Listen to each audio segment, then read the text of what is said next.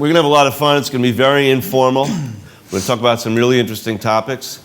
If you're at an investing summit for cyber, probably these topics are things we could talk about all day, but we'll limit it to the time that we do have. Thankfully, we just had the coffee break, so everyone feels energized, except for those who drank decaf. But in any case, we have a great panel today. I'll let everyone introduce themselves quickly, and then we will get going. Mark Hatfield, partner at 1011 Ventures.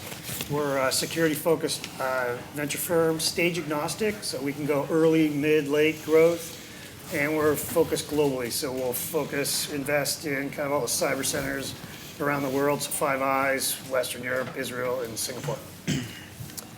Dino, of course, one of the founding members of Momentum Cyber, 100% cybersecurity-focused advisory firm working on M&A, primarily sell side. We have a couple buy-side, global buy-side clients, and we work with clients all over the globe. So obviously, United States, Tel Aviv, Israel, kind of the hotbeds, hot areas where we spend a lot of time in, but we're agnostic as to the location of the company and really work across with companies at all stages. So anything from seed, Series A type companies, which many of those get snapped up pretty early in their life cycle, all the way up through public security companies where we typically work on the buy side with them. So good to meet you all. Chris Ahern, principal at Strategic Cyber Ventures, venture capital firm based in Washington, D.C., founded and operated by cybersecurity practitioners and operators. We focus exclusively on cybersecurity at the Series A stage. And I'm Joseph Steinberg. I'll be moderating today. I split my time. I built a couple cybersecurity product companies in the past. Today I split my time advising other cybersecurity companies, and on the flip side, advising VCs as they do diligence on cybersecurity companies. So I sort of see this world from both sides. And I write a column. I wrote for Forbes and Inc. for years, and now I write independently. Let's just get straight into it. We're all here talking about investing in the cyberspace. Is the party over? I mean, are we at the dessert stage of the cyber investing world? Or, as others have said, we're still really in the appetizer stage where the best is yet to come? I'll kick it off. I don't think the party's over. I think that while there is a lot of noise in the market, there are data points that point to a strong M&A market, a strong IPO market. Just recently, CrowdStrike filed its S1. We did some research around publicly traded cybersecurity companies having $40 billion in cash sitting on their balance sheets, ready to invest in run operations, but also ready to invest in kind of new and emerging technologies. And the M&A market is still very strong. Now, there is, as other panels have said, there's a lot of noise out there in the market. But I think that there's and the breaches are not going anywhere, in my opinion. So I think there's some other factors that are sort of tailwinds for this market as well. I mean, I would add to that. I mean, aside from just looking at the markets themselves, I mean, if you flip to, why do cyber companies even exist nowadays? And you look at more from the attack perspective. I mean, it's the perfect cyber storm today, in my opinion, that we'll start to see even more companies, I believe, that are going to pop up to try to tackle some of these problems. I mean, when you look at, we barely scratch the surface when it comes to protecting our satellites, our drones, everyone talks about connected devices, but it feels like we're still in the early stages when it comes to connected medical devices, automotive. It seems like we're not necessarily winning this game against the quote-unquote bad guys. And as we continue to try to find ways to win in this game, it's going to mean more companies, more money flowing into the space. I mean, the venture funding last year was over $6 billion that went into the market. I mean, it's May today. I think about $3 billion has gone into the market year to date. So it seems like this year certainly isn't the year that things are going to be slowing down, and it doesn't seem like things will slow down in the foreseeable future unless we make drastic leaps ahead in terms of catching up to the bad guys. I think well said. We wouldn't all be here if the party was over. And there's always need for disruption, because just what Dino said, the bad guys are innovating. We have to innovate as well. Yeah, I think it boils down to the answer to one simple question. Do you believe in the future people and companies will spend more on cybersecurity than they do today? And I think anybody in their right mind is going to believe the answer is yes. There's even a global shortage of cybersecurity professionals. If we could fill all the positions that we have now, we'd be spending a lot more than we're spending now. Companies want to spend more, they can't even get the personnel to do it. So I tend to agree with that, and every time I hear people predicting that the market is going to turn, I see some big M&A deal happen, and you're like, I don't think it's turning. So I think the numbers are looking good, which is also why I'm here as well as you. How do you cut through the noise, though? The one thing that we have seen is that there is a lot of noise in the market. As an investor, as someone who's looking at the space and probably gets inundated with possibilities, how do you cut through the noise? So we leverage CISO networks, obviously, so actual operators that are dealing with the day-to-day, getting hit with 5 different calls a day from new startups. So that's probably data point number one. Actually have a hunt list in terms of things that we think are important, and then we're going to go actually either start ourselves or look for teams that are doing it. And then probably third big bucket is just in terms of looking forward in terms of what we think are going to be big issues. The last panel talked about, and you just mentioned, just in terms of the human element, we call it layer 8, if you will, thinking the people layer in terms of how to better secure, better train, better educate, a lot of activity in terms of how to target the individual, I think is a big opportunity for us. So it's a target-rich environment. The problem's not going away, it's not going away, and big companies need innovation, they need talent, and so continue doing what we're doing. Yeah, I mean, to add to that, I would say we look at buying behaviors. So if you look at companies like Optiv, Data, and others that have massive amounts of data on what people are spending money on, where they may not be telling us where the puck is headed, but at least we get a sense for where the current pain points are for CISOs.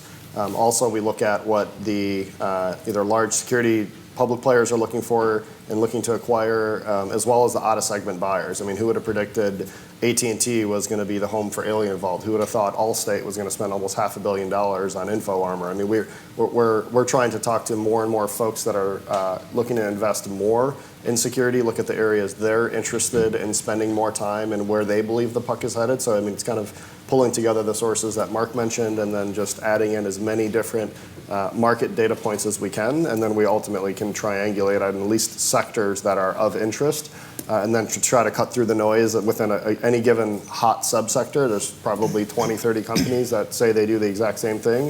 I think that's just more of partners like 1011, like YL, like all the firms that we work with, and we try to basically crowdsource as much information as we possibly can and make the best decision and move forward. Yeah, just to add to that, I would say, we look for, what's the story? I think the story for why the founders are going after that problem is often missed in cyber.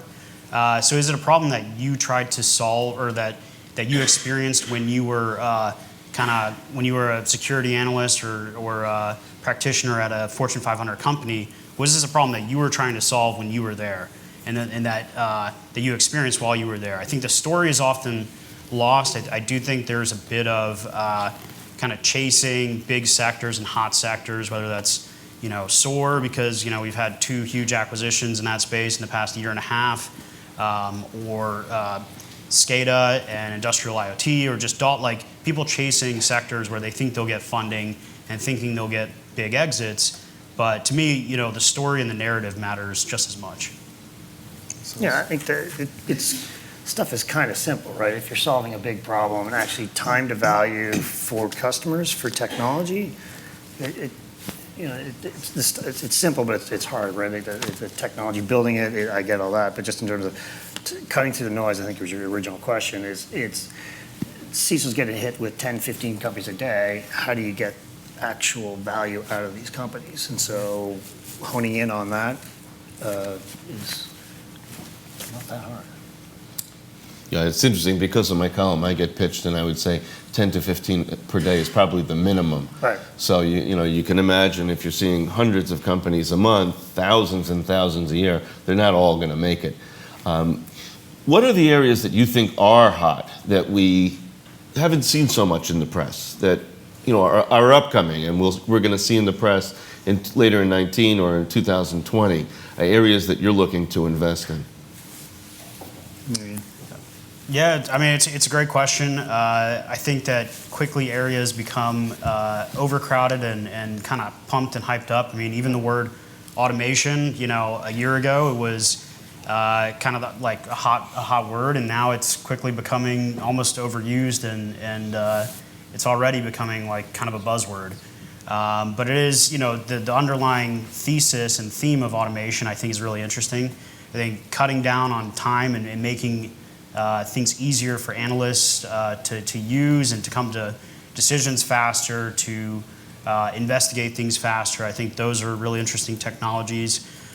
I think augmenting the human is also a really interesting sector. So we invested in a company called Polarity. They use computer vision to analyze at the pixel level what's happening on your computer screen, and they allow you to share that information with people that you're working with in an automated fashion by analyzing it using computer vision at the pixel level. So if I'm looking at an IP address and we're working on the same project, and Dino scrolls over the same IP address, he can now see the information that I've tagged on that IP address. So tools like that really cut down on having the difficulties with sharing information, with working together on teams. Those are tools that we're interested in. Yeah, I mean, I would say broadly speaking, anything that's considered a force multiplier is where our attention is captured, right? So efficiency, when you look at security teams' budgets nowadays, it feels like they spend, 80, if not more, 90% on all these products that end up sitting on a shelf and no one really uses. So products that come out that allow you to anything from prioritization, better visibility, more comprehensive views of your kind of security infrastructure, so you can make better decisions with the limited resource that you have. Automation, but true automation, not just playbooks and things that still require quite a bit of analyst time, possibly a Python programmer to try to get these things up and running. So broadly speaking, I would say efficiency, force multiplier technologies are really interesting. That might be everything all the way up to and including complete outsourcing of your security team. Again, force multiplier of the limited resource that you have. So when there's companies that are doing really innovative things in that broad space, and I realize it's not a very specific sector per se, but that certainly captures our attention as well. Yeah, I think they're all good points for us. We look at kind of across this, early stage and late. So early stage, we're seeing a lot of kind of ability to inventory, get insight into what you have in your network. Because if you can't tell what you have, it's hard to secure. So kind of what's old is new again, right? We used to 1,000 years ago it was shadow IT, whatever we call it then. Now it's when you have things coming in and off your network that you own or don't control, and then you add the cloud elements that you've got out there, not having a good idea in terms of what inventory or what assets you really have, really hard to secure. Mm-hmm. So like insights into discovery are big for us in early stage. Kind of on the mid to later stage in terms of opportunities there, it's looking at really scale, right, and solving larger problems in cloud and hybrid cloud, so looking at growth opportunities on that side. That's interesting when you talk about inventory. The world has changed. 10 years ago, if you said, the CISO should approve the coffee machine for the break room, people would look at you like you're nuts. And today, they're saying, has the CIO checked off on this connected coffee machine that you can turn on remotely, right? It's a different world. And inventorying, because of the cloud, because of IoT, is just so much more complicated, and many times that's where the problems come in, which is not a problem that's going to go away. It's just going to get worse with time. What makes a company ready for a first VC round, an institutional round, as opposed to bootstrapping or seed rounds that are coming from angels? I ask that because that definition seems to change with time, and in different years, the answer is different. Even the definition of Series A and seed can change. At what stage today do you consider a company ready? What are you looking for? Yeah, so I mean, broadly speaking, we're looking for a well thought out plan, particularly go-to-market strategies. So, for us, we find that in cybersecurity, really thoughtful go-to-market strategies are kind of missing. I think that there's a lot of, we're going to sell directly to the CISO. And as we've talked about, the CISO, they probably get pitched more than VCs do. They have limited time. They also have to, do all their regular stuff with their day job, let alone, finding new companies that want to pitch them their products. And not to mention they have, they're already managing 70 and 80 tools, and they're probably looking to kind of trim those down and get a better grip on the tools that they are using and what's working. So, a thoughtful go-to-market strategy, I think, is really important for us. And if the strategy is, something like scraping and clawing for 20 to 30 minutes of a CISO's time, probably not for us. So put some thought into the go-to-market strategy and put just as much thought into the business as you do into the technology and the problem that you're solving. Yeah, I mean, it's a great way of looking at it, and as the I guess the statement of what is a seed stage company, what is a Series A company changes over time, like Joseph is saying. I mean, we looked at the data over the past 5 years, the average size of a seed round, Series A round, has almost doubled. The average pre-money valuation has more than doubled for these types of companies. Sometimes it is a I think there's a multitude of factors that go into it. One of them is there's just more capital available for founders willing to start companies, and there's many sources today to get your first, call it $500K or even $1 million. That doesn't involve any institutional investors. You don't have to actually go to VCs per se. So I think that's one piece of the puzzle. I think companies can get up and running and get to that MVP stage, I think, with less and less capital nowadays, those initial stages. I do think when you build up a company just because of the expense of talent, you're going to require more money later, but early on, it just seems like it's easier to start companies. And as such, it feels like the bar is raising, the check sizes are raising, the valuations kind of in turn are raising. So it's almost like seed stage today is really what a Series A looked like probably 5-10 years ago. So that bar is kind of shifting and going higher and higher. So it's tough to say that you need this growth rate or this ARR. I mean, it's really not about that. I think it's the really big problems. The go-to-market is well thought out, and I think the point of getting the attention of the CISO is a great one. Almost to the point where you should think about is there a way where you can have kind of a multi-tiered approach to proving value, right? There's what's that problem that'll get you in the door with the CISO. And then there's what's the instant value you can deliver. So the time to value, like Mark was saying, what can you show them almost immediately when you deploy that might not even be that first problem you told them you're going to solve, but they see instant value in your solution. And then there might even be a third tier, so to speak, where after using that product for a while and getting embedded into the infrastructure and maybe plugging in more tools, like if you're looking at a visibility tool, you can see that expanding use cases to inventory, visibility, to efficiencies, to orchestration. I mean, there's kind of that deeper level value that you're bringing. So I would really think about how do you get their attention, and then what's your ultimate end game when it comes to your solution. Yeah, well said. I think Dion nailed it. The stage, how we're determining what stage, what it is today is completely different than it was. We're seeing seed stage are quite often bootstrapped by the entrepreneurs. So you've got senior executives or seasoned executives, operators from industry. They've either bootstrapped or done friends and family.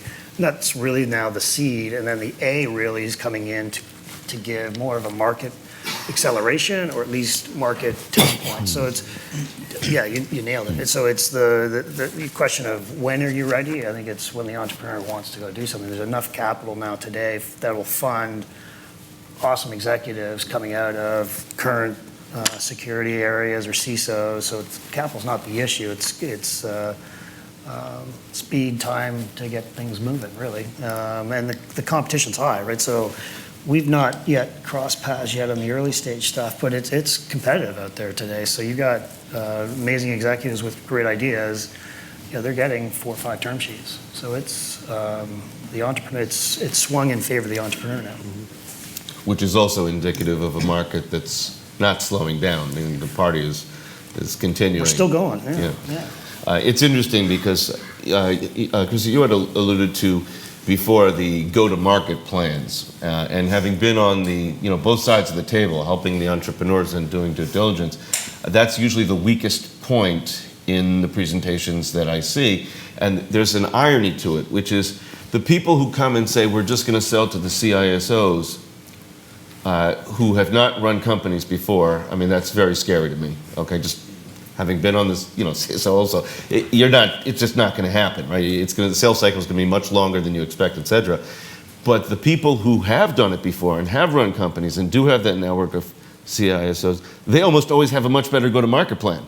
And they already recognize that even though they have the network, they're going to do more than go to that. So it's kind of the ironic thing, like the chicken and the egg. The people who've done it know that they don't, who could do it know that they don't want to do it. And the people who don't realize that they can't do it think they can do it. What are the things that, besides obviously a very bad go-to-market plan, what are the things that make you hesitant to invest in a company? There's lots of companies out there, but there's still plenty that aren't getting funded. What is the cause of that? What are the major drawbacks that scare away a VC? A few things that come to mind that I see pretty frequently in pitches are, the broader point is you have to know your investor. So, kind of the headlines of X number of dollars are being invested in cybersecurity. Here's the top 5 breaches over the past 5 years. I would argue even most institutional investors that invest in cyber should already know these things. I would not include that in your first 2 slides of your slide deck. And if they don't know about these things, then you probably don't want them as investors anyways. So that's one thing. The other thing that I see in cyber a lot is I feel like we, in cybersecurity, products tend to lag. The UX and the UI of products and the design of products in cybersecurity tend to lag the design of products in kind of traditional enterprise B2B SaaS. So, if you think about the young people in your lives that are, they're basically born with phones in their hands and they interact with devices on a daily basis, they don't tolerate bad UX and UI. They don't tolerate bad product design. They spend about 15 seconds deciding whether they're going to interact with a certain technology, and that's it. And if they don't like the UX and the UI of the product, that's it. They're done. They're not going to use that technology. And I think in cyber, there's a bit of, the technology speaks for itself. And, design and ease of use and ease of deployment are afterthoughts. And I think that needs to change a little bit in cyber. And it's something that I look for when people pitch us. I would add to that, and it might seem more generic of an answer, but really the magnitude of the problem is something that I think folks kind of underestimate. And that magnitude might be the amount of money that's spent in a particular sector. It might be the amount of people hours that are spent to tackle this problem at a particular enterprise, or it might just be a pain that everyone may have. They don't think there's a solution out there. And you can come up with a solution that solves a really big pain. It might not be in this CISO's top 5 or top 10 list of pain points today, just because they might believe there isn't a better solution, but that magnitude of problem is really important. A lot of times we talk to companies that are going after some really amazing capabilities, or they're going after this really niche kind of focus and sector, and it doesn't seem like that is going to be a company that's going to turn into the CrowdStrikes of the world and others that really hit that kind of escape velocity. So magnitude for us is another really big one. Yeah, all good points. I think that for us, for entrepreneurs engaging with investors, we do a lot of diligence on the opportunities. The entrepreneur should do some diligence on the investors. So it's before coming in, sending materials, do a basic scan. Like if you're in a next gen endpoint play and you're hitting a bunch of investors and we're in Silence, CrowdStrike, Carbon, the likelihood of us investing is 0. So why waste the time? Do a little bit of work up front before just hitting investors. So that'll save yourself a ton of time, as well as from our perspective, that's a non-fit. The other big driver we're seeing right now is it's mainly West Coast, is just the size of the rounds, right? In the sense that you can raise, the entrepreneur should have a plan or a vision for what they need for the next 18, 24 months and run to that. It's the earlier stage stuff, it's the most dilutive capital you're going to raise. So don't raise $20 million Series A if you don't need that. It's just you're taking a huge dilution hit. And then that jacks up the valuation for your next round. And if you don't hit it, then it's going to get painful. So I think capital planning and just basic finance is somewhat, we're losing a little bit of that. And because a lot of it's driven by headlines, right? PR. So if you can raise a $20 million round, that is a big milestone. But is it really, right? That means you raise a lot of capital, and I don't know if that's going to translate in an amazing product or an amazing solution. And then finally, you're kind of on it. The size of the magnitude of the problem you're solving, or another way of looking at it is, and we always say this, is it a platform or is it a feature, right? If it's a niche play, it might be awesome, and you'll get taken out at 100 or a lower exit point. Depending on the investing firm, the $1 billion funds, they're not going to do lower takeout exits. It's just they're not going to spend these resources. So think of kind of match your capital plan to your plan to the right investor. I think if you're going after a billion fund, they're not going to go for a 3x, 4x, $100 million exit. It's just not going to work. So your time is valuable. Curate it and do the diligence. I think on your point, Mark, if an investor comes to a meeting and someone is pitching them a company that's a direct competitor of something they've already invested in, it's not just a matter of being unprepared. It creates a very uncomfortable situation because, you're giving me information that's useful for my company to compete with you. It's just not it's just unprofessional to show up to that meeting and even, to not have prepared in advance and not have pitched that investor. And obviously, the investor can't know everything that you're doing, but you should know who the investor is invested in. I did think what you were saying, Chris, before about user interface is interesting. I'm not raising money for any companies right now, but I built one of my companies. My partner was an industrial psychologist, okay, because you want to get the human factors right, and you want to get the interface right. And the reality is that sometimes security people and engineers build products for engineers, which is not the same thing as building them for everybody else. And that can cause not just a matter of inconvenience or today, especially younger folks saying, I'm not going to use it. It leads to mistakes, and mistakes lead to security problems. So sometimes you come up with the greatest security thing with a bad interface, somebody makes a mistake, and you built a firewall that's Swiss cheese, basically, whatever you want to call that. There have been several emerging technologies over the last few years that, sometimes they almost feel like buzzwords to a certain extent. Augmented reality, virtual reality, artificial intelligence, blockchain. Of these areas, what do you think of them? What are the areas that you have gotten involved in? And, are these areas that you think are going to be a short-term play in the security world, a long-term play, or are these just areas you're, let the dust settle first, emerging areas? Yeah, I would say it's a bit of let the dust settle first. About a year ago, we were pitched on a lot of blockchain security type companies. We see a lot of AI ML based companies or claim to be AI ML based companies. I do think that there may be a future for those technologies, but it's extremely hyped up now. I still think that it's more about augmenting the human, allowing the human to still make decisions, but giving them the right tools to make those decisions. And it's an AI and ML are not going to solve all the world's problems, not going to solve all of cybersecurity's problems. So yeah, I think once the hype dies down, I think there'll be some real technologies in that space that actually do something of use. Yeah, I would say we look at these technologies as just yet another arrow in your quiver, if you will. If you're tackling a particular security problem and you're building up your solution that uses blockchain, or you are using AI ML to tackle, it's really about that higher level problem, and not so much of, well, what is the code base? Like, are you writing this in C, or are you using Python, are you using Java? Are you it's really more like, to me, those are all tools, just getting to the end result of what is the security problem you're tackling, and the type of technology you use to tackle that problem. It's almost secondary, I would say.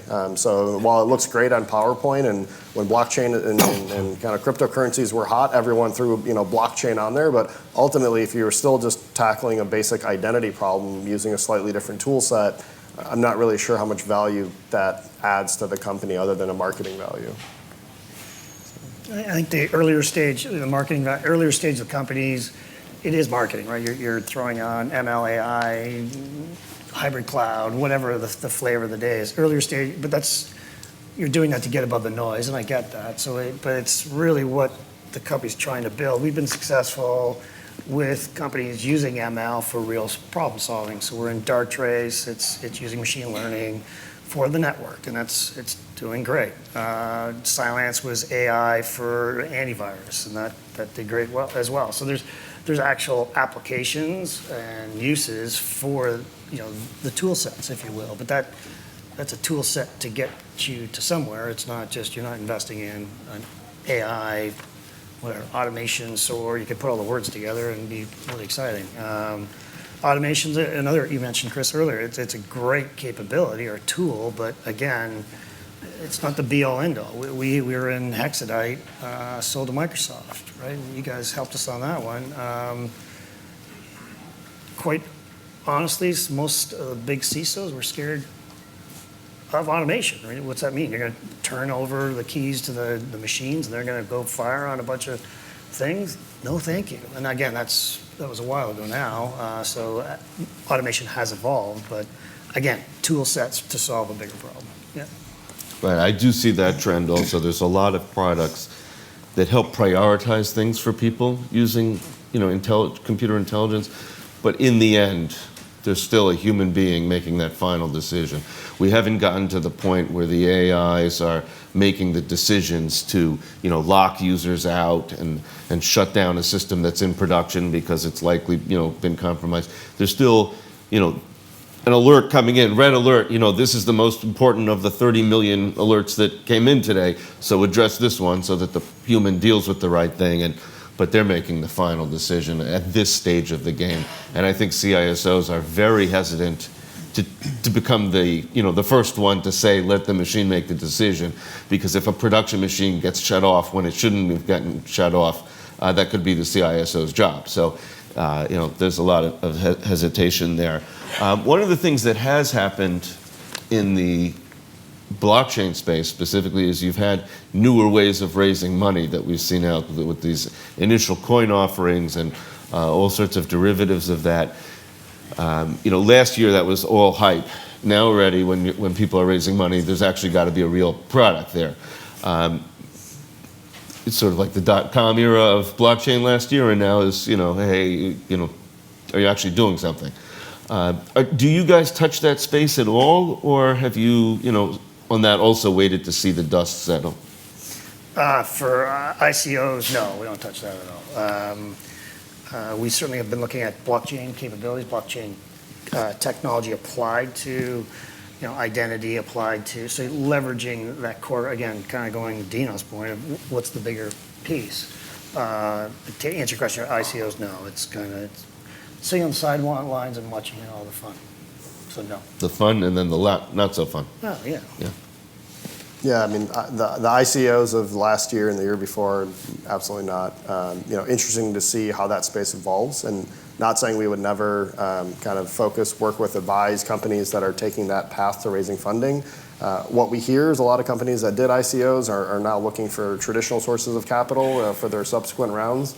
A lot of those initial ICOs, I'd say, are going to end up costing a lot of people a lot of money, but too soon to tell kind of what the future is like there, but there's certainly not an area we're going to focus energy on today.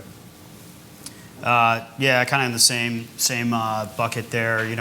We spoke to a company that had raised through an ICO tens of millions of dollars.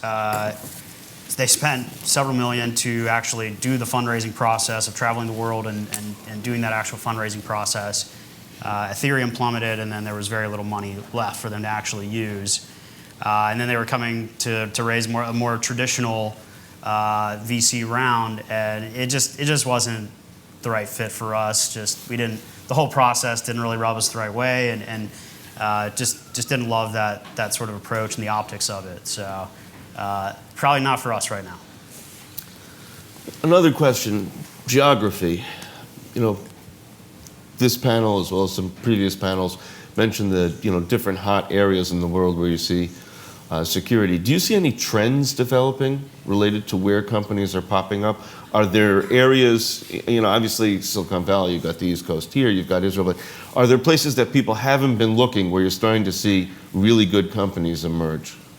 So our thesis from the get-go was there's cyber centers around the world. So kind of targeting opportunities. So our portfolio construction that we tell our investors at about third West Coast, third rest of North America, and third rest of world. And rest of world sounds more daunting than it is. It's really the Five Eyes, right? So you pick up UK, New Zealand, Australia, you get Singapore, Western Europe, and then obviously Israel. To answer your question, we're seeing a lot of opportunities in the Nordics. So Europe, there's a lot of, and it's amazing technology. It's regionally based. So it's a company that's doing a lot of work in region.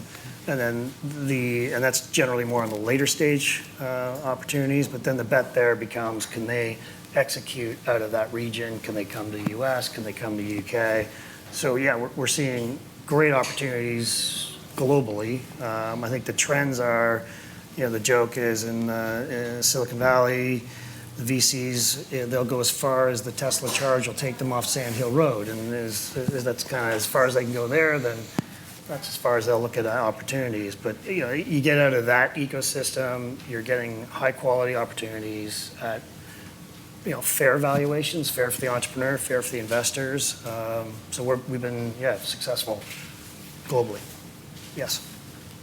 I mean, I think Mark hit it on the head. I mean, we're seeing opportunities come from all over the globe, but we spend a vast majority of our time, obviously, East Coast, West Coast here in the States. As I mentioned, Israel is probably our number 2 location where we spend the most time outside of even Silicon Valley.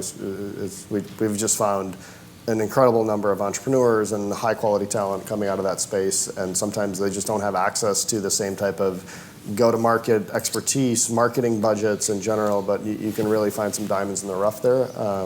And then, we're agnostic about where we work with companies, but for the most part, if I had to bet, 95% of our clients are going to be kind of North America, Europe, Israel, and then 5% rest of the world. Yeah, I think we looked at some of the data recently. I think Silicon Valley still dominates most of the cybersecurity investment. I want to say it was around 40% or 45% in 2018. But there are cybersecurity companies popping up everywhere. I mean, it's a pervasive issue. Cybersecurity is becoming a problem, a global problem. And I think we'll continue to see that. We'll continue to see cybersecurity companies popping up all over the U.S. and all over the world. We have just a few minutes left, so I'll open up the floor to questions. I don't know if there's a mic that can go Just on. gel. I'm a New Yorker, we don't need mics. Sean Drake with Stony Lonesome Group. Because you're specifically investing in the cyber sector, for example, the Defense Innovation Unit put out a white paper about other countries investing in cyber technology. In particular, China has invested in almost every tech deal and every cyber deal. And there's a question of whether it's an investment or it's a tech transfer play. How do you feel as venture capitalists putting your money into these companies with that type of capital coming in side by side with yours when those investments are specifically focused on cybersecurity? It's a great question. It's a big issue. So there's this thing called CFIUS that's got a lot of teeth and energy around it right now, which the headline there is identifying areas of the world where capital is not really appreciated. So it's a big issue. We haven't done a project yet that involves areas that would trigger CFIUS. But the problem is a lot of our investments are coming in before CFIUS is going to kick in. It's below the radar. It's early stage companies. CFIUS is not on the radar for a cyber company with great technology that's raising $10 million. So, it's more the people that are at the table that are making those investments that have to look around and say, who do we want co-investing? I'm asking you guys, how would you feel about that, or how do you feel about it? How do you address it? I guess the direct answer to your question is we wouldn't. would be the direct answer. I think from an entrepreneur perspective, there's good public examples of entrepreneurs taking capital from investors that do have, and I agree with you, CFIUS doesn't trick until you get to a stage, but you can still use that as a roadmap to identify targets or locations in the world where you wouldn't want capital in your cap table, because especially if you're going to do anything gov, like even semi, like not heavy duty IC, but anything government related, you're cooked. So it's a big issue though, and so it's with what we're seeing, a lot of companies are doing SPVs, so you put up special purpose vehicles. We're doing more diligence on actually who those people are in the buckets. So we're actually digging in. It's kind of like know your customer with banking. You're applying that same principle from an investment, who your partners are in the cap table. It's a big issue, yes. I can tell you personally that I have told one early stage company that had been proposed, or offered a certain opportunity, that if they took that money, number one, I wouldn't work with them. B, they would never sell anything in the United States. So just because of where the money was coming from, and or to any major company in the United States government, forget about it. So I think companies are aware of that at this stage. That if you take money that's coming from a government fund from a country that's potentially cyber spying, you're going to have a lot of problems growing your company, and obviously that's undermining your goal. I mean, we've seen real examples of that. Look at what happened with Fishme Cofence, Pamplona. Yeah, for sure. Great firm, great company. Awesome product. And awesome product. And just because of one of the investors and one of the funds that was in this recent round, they're unwinding their position because of that reason. So while CFIUS may not dictate what happens at the earlier stages, I would assume the ultimate end game for any entrepreneur that's raising institutional capital is an exit. And if your exits will get questioned, and if your exits are basically limited or nil in the United States, I would say that's a bad investment. Or even more simply, the customer base are not going to select the product because of the investor like that. Yeah, Investors are supposed to add value, or at least, zero-sum game. When it's a negative, it's not. And remember, early stage companies, in order to get a customer, are always talking about who invested in them. Right. So it's not a secret. Right. You go into a CISO of a major American utility company and say your investor is the Chinese government, probably not going to help sell product.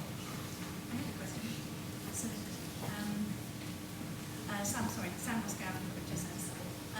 We are a French-based startup, and we're looking to open an office here in the US. Do you have any thoughts or opinions on West Coast versus East Coast? It seems like East Coast is a sort of growing cyber community. Do you think it's interesting to be like in on the ground with that, or should we go to the West Coast? It's situational dependent. Like if your customer base is largely West Coast, so it's best answer I have for you is situational dependent. We do quite a bit of investing in Europe and in Israel. We've found that just from a time zone perspective, and generally in Israel, the R&D teams are staying in Israel, and your go-to-market teams are here. So adding a 3-hour, it doesn't seem like a lot, but when you're adding 3 more hours on to going to the West Coast, it's taxing on the team. So I think, and then in your investor base. So if your investors are on West Coast, they're generally going to probably pull you west. But yeah, I would look at customers, where your R&D centers are. It's hard, the additional 3 hours. You see it as well.